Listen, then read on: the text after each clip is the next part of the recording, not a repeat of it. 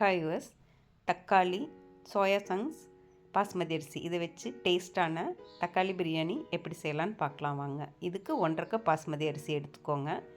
இதை நல்லா தண்ணி விட்டு வாஷ் பண்ணி எடுத்துக்கோங்க.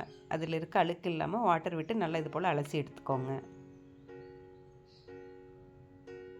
அலசி எடுத்ததும் இதில் தண்ணி விட்டு இதை ஒரு 20 மினிட்ஸ் ஊற விட்டுடுங்க. ரைஸ் ஊறினதும் இந்த தண்ணியை வடிகட்டி எடுத்துடுங்க. 20 மினிட்ஸ்க்கு மேலே ரைஸ் ஊறிட வேணாம், உடஞ்சிரும் ரைஸ் குக் பண்ணும்போது.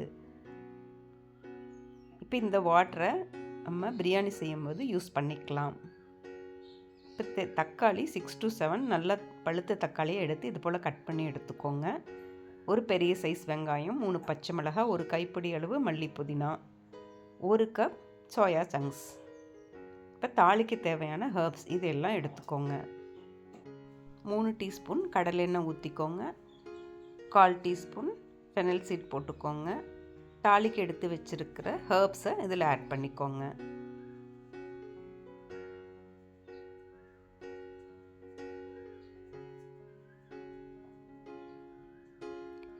ஆயிலில் ஹர்ப்ஸ் சிறிது நேரம் பொரிஞ்சதும் கட் பண்ணி வச்சுருக்க ஆனியனை இதில் போட்டுக்கோங்க.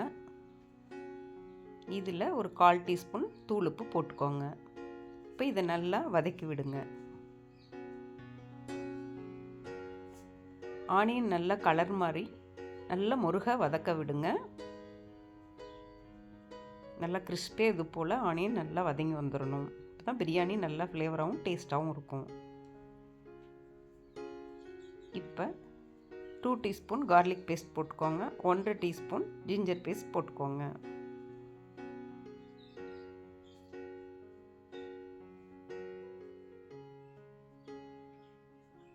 ஜிஞ்சர் கார்லிக் ரா டேஸ்ட் போக ஒரு 2 நிமிஷம் இது போல் வதக்கி விட்டுக்கோங்க.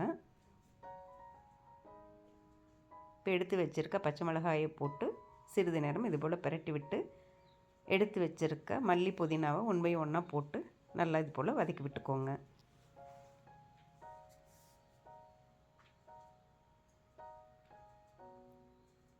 மல்லி புதினா நல்லா சுருள வதங்கினதும் கட் பண்ணி வச்சுருக்க தக்காளியை இதில் ஆட் பண்ணி 1 டீஸ்பூன் சால்ட் போட்டுக்கோங்க.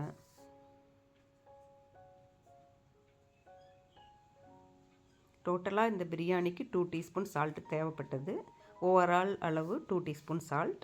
இந்த ஸ்டேஜ் பை ஸ்டேஜ் சால்ட்டு போட்டுட்ருக்கிறனால 3 பார்ட்டாக பிரித்து போட்டுக்கிறோம். இப்போ தக்காளி நல்லா ரா டேஸ்ட்டு போக நல்லா இது போல் வதக்கி விட்டுருங்க. தக்காளி நல்லா சுருள வதங்கினதும் மெஷர்மெண்ட்டில் காட்டியுள்ளபடி மசாலாவை இதில் ஆட் பண்ணிக்கோங்க. 1.5 டீஸ்பூன் ரெட் சில்லி பவுடர் இதில் ஆட் பண்ணிக்கோங்க. இப்போ 1/4 கப் கர்ட் போட்டுக்கோங்க. கர்டில் கிடைக்கிற ஒரு லேசான புளிப்பு பிரியாணிக்கு நல்ல ஒரு டேஸ்ட்டை கொடுக்கும். ஸோ கர்ட் போட்டு நல்லா இது போல் 2 நிமிஷம் வதக்கி விடுங்க. இப்போ இந்த ஸ்டேஜில் எடுத்து வச்சுருக்க சோயா சங்க்ஸ் அதில் போட்டு ஒரு 2 நிமிஷம் இது போல் எல்லாத்துலேயும் கலந்து விடுங்க.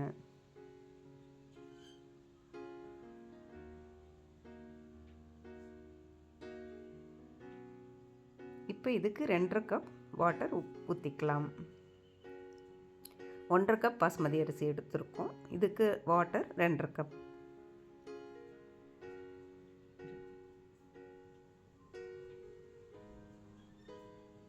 இப்போ இதை நல்லா கலந்து விட்டு ஒரு 3 நிமிஷம் மூடி போட்டு சோயா சங்க்ஸ் வேகிறதுக்காக கொதிக்க விடுங்க.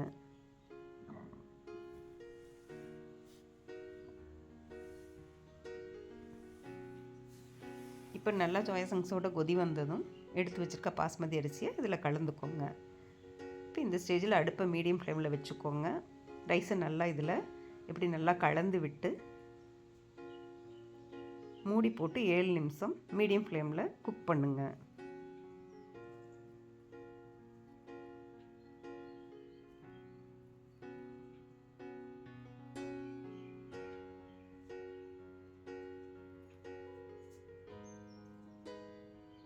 இப்போ சைடில் நான் தோசைக்கல் வச்சு தம் குக்குக்காக கல் சூடு பண்ணிகிட்ருக்கேன். இப்போ 7 நிமிஷம் கழித்து இப்போ பிரியாணி இது போல் ரெடியாக இருக்குது.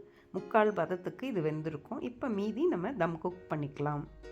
இப்போ அடுப்பை ஆஃப் பண்ணி கடாயை எடுத்து அந்த தோசை பேன் மேலே வச்சுக்கோங்க.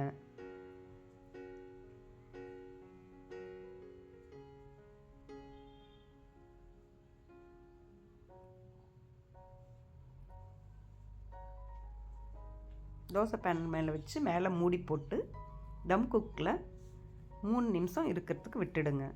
3 நிமிஷம் கழித்து அடுப்பு ஆஃப் பண்ணிவிடுங்க. நம்ம பிரியாணி ரெடி ஆகிடுச்சு. பளபளப்பாக டேஸ்டான சுவையான சோயா சங்ஸோடு சேர்ந்த நம்ம தக்காளி பிரியாணி ரெடி.